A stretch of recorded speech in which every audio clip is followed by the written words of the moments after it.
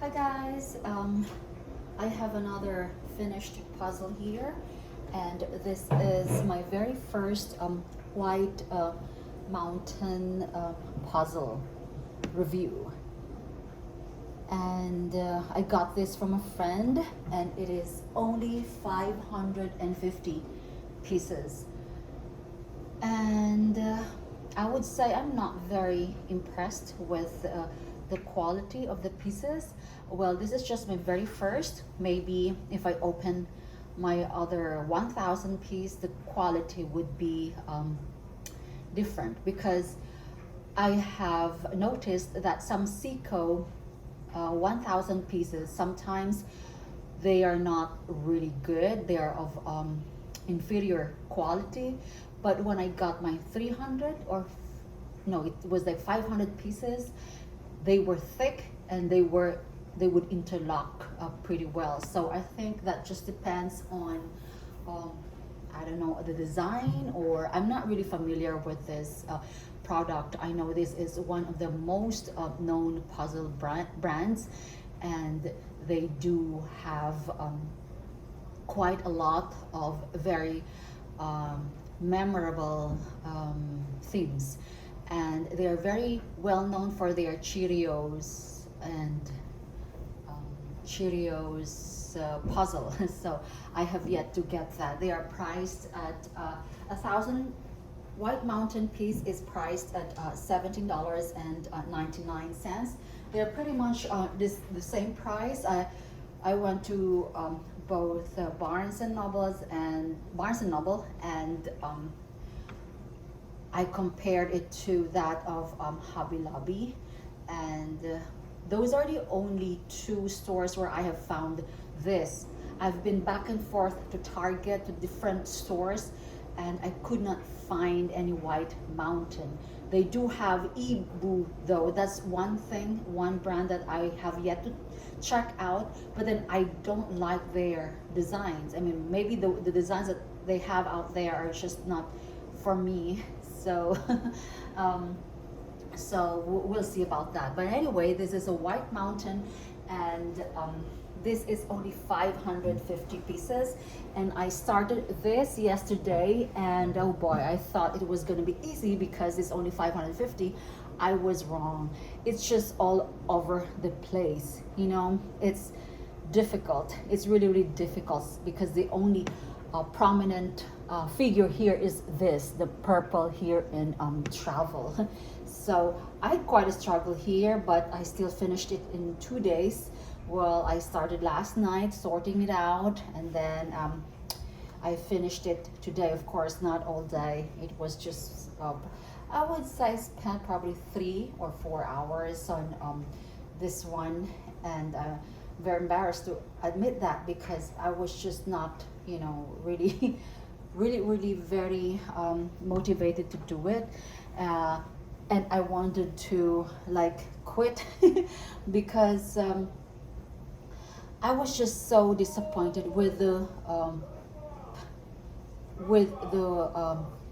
puzzle quality. Okay, so it says finest quality, thicker pieces, but this is the thinnest, guys. This is the thinnest puzzle brand I've ever. There is no bending. There is no bending, but it is so thin that I could not compare that to a Ravensburger. Okay, the Ravensburger is the one on top. So it's like, this is like 1/2. I would say 1/2 of the size of the Ravensburger. So the Ravensburger is on the left. It has like a blue cork board thing, and this one is white.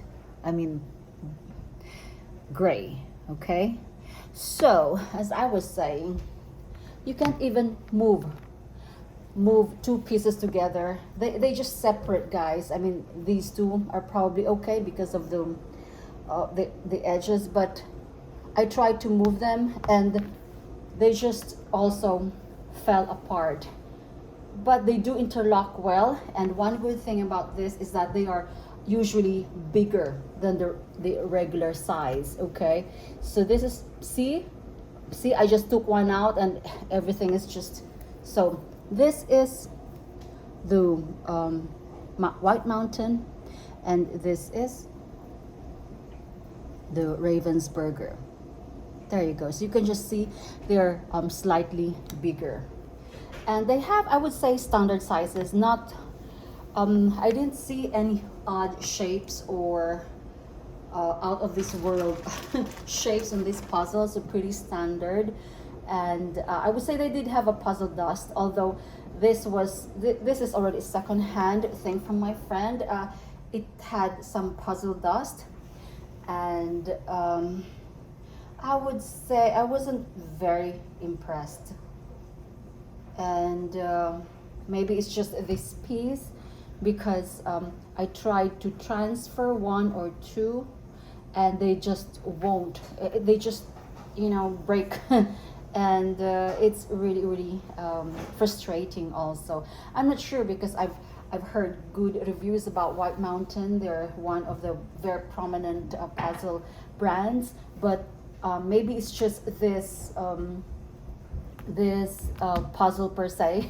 I have another one there that is entirely new, unopened, 1,000 pieces. Maybe the quality is not as inferior as this one, but it does say finest quality, thicker pieces, but they are very thin. And as you can see, I just moved one out and everything just came out. So, oh, I forgot, one good thing about this piece is that there is no mistaking that it does fit in that position, unlike other puzzles, like the puzzle that I just reviewed last week, several days ago. It had only one standard cut and everything just fits in there, and it was challenging and difficult. That was Seesaw, and yeah, Seesaw puzzle. So yeah, so the box is it's thin, guys. It's very thin. It's not, it's probably just acceptable, but it can get pushed out of shape easily. And it has, although it comes with a box stand, and of course this thing. I remember my Reader's Digest before, they all came with things like that. Okay, so this is, the theme is Travel the World, and I'm not sure what to do with this. Maybe I will glue it and then give it to somebody. I don't know. Because I'm trying to minimize space here. I've been buying lots and lots of puzzles, and my cabinet can cope up. I had to empty, I had to give away a lot of my handbags, my collection of vintage handbags, just so I could house my my puzzles. And I think what I'm gonna do is glue this, and then we'll see. Maybe it's a good, I had an idea that maybe I'll just hang on to these, glue this, and then just probably gift it to teachers and frame it. I don't know. But anyway, so I'll show you the entire picture. This is the entire picture. It's really beautiful. The colors are vibrant. So the pluses on this puzzle is that color is vibrant, pieces are big, and they do fit very well, and there's no mistaking that it's not in the right place. But you cannot transfer pieces together. They just and it's thin. I wouldn't mind the thinness. It's just that it's just really super thin, guys. It's like, I feel like I'm not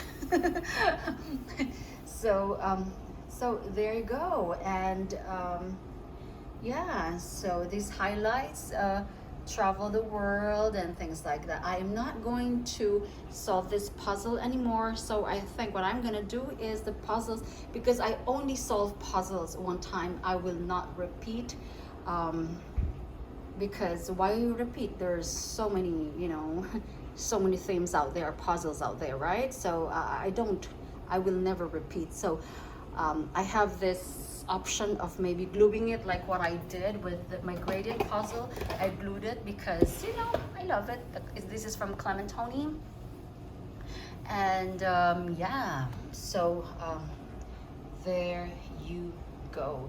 So White Mountain is just, I would say, just average, but not really impressed at this point. But I do love the vibrant colors on this one and the size, and of course there's always a, you know, I'm still impressed with Clementoni, guys. I've never had any issues with Clementoni nor Gallison. So some of the Ravensburger that I've had lifted, and they have so many puzzle dust, so much, I mean, and yeah, it's just that I'm so impressed with the I always use this as a reference, guys. This one is quite okay. It has like a linen finish, and I have noticed that Ravensburger puzzles, they don't have interesting themes. Like I don't know if the stores don't carry them, but I don't see any refreshing themes. It's just, I don't know, I'm not really impressed. But anyway, this is all about White Mountain, and I would say for the price, guys, it's $17.99 or $16.99. It's still I don't know, I would still recommend Buffalo over this. Buffalo is lesser expensive, and it's thick and it's good quality, no issues for me. But anyway, I'm willing to give this another chance, because I bought one from Barnes and Noble, and I'm going to compare that to this one, and we'll see if my opinion on this will change. But my first impression is not really okay, because it was frustrating to transfer these pieces, guys. Okay, but this was a very challenging piece. It was only 550, but there are so many themes, you would get lost. You could get lost with, you know, everything. Yeah, so there you go, guys. Okay, bye.